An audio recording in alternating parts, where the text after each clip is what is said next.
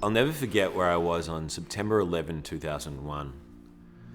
Walking into my parents' room, I could see the image on the television of the two towers of flame in New York City. My parents' shocked faces glued to the television. I felt something then, a huge, overwhelming feeling of fear that has stayed with me until now. I'm talking with you about it. It was so jarring at the time, I remember, to then see George Bush in front of the entire world espouse the rhetoric, "We will not be intimidated, we will not be afraid." I was afraid. I was super intimidated, and I was sitting thousands of kilometers away, as far removed from the horror of the day as could be.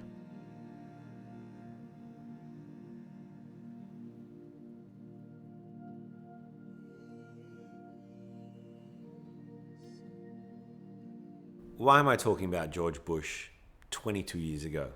When it comes to the changing natural world, natural disasters, climate change, and the potential for a dark future, just as it was when the world changed in 2001, it is only human to feel fear.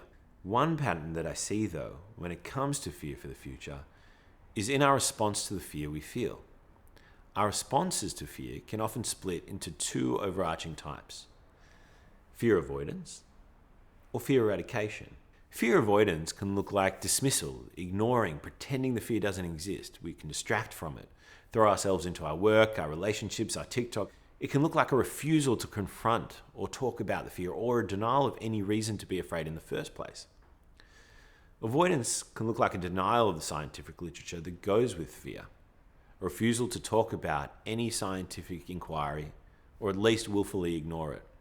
On the flip side, fear eradication can look like doing anything possible to get rid of the fear by solving it away.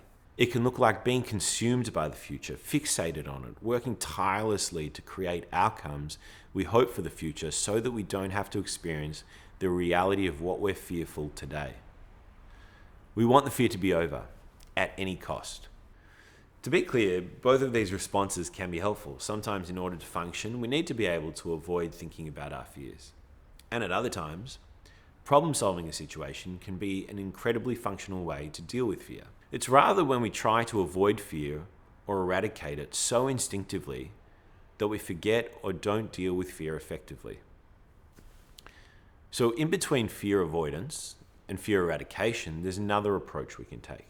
A huge amount of psychological literature shares in the idea of sitting with our feelings. This means noticing our fear, recognizing how and where we feel it in our bodies, and giving ourselves space and time to do this.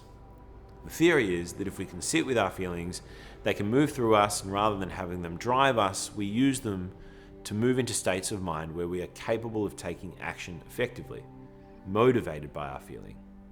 So this means that I wholeheartedly disagree with Franklin D. Roosevelt when he says that the only thing we have to fear is fear itself. Fear does not need to be feared if we can listen to it. If we let it control us and react to it immediately, it can take on a mind of its own. One method for sitting with fear is practicing naming the fear. Is your fear the fear of natural disasters occurring? Or is your fear a fear of losing a habitat or a species? Or is it a fear of anarchy due to scarcity of resources? Whatever it is, naming your fear tends to diffuse the discharge. In workshops, I often encourage people to be specific, write down the fear, so as to be able to create a further sense of distance. Psychologist and author Dan Siegel refers to this practice as name it to tame it. So just as when the world changed in September 2001, I imagine there is something you fear about the future of our planet.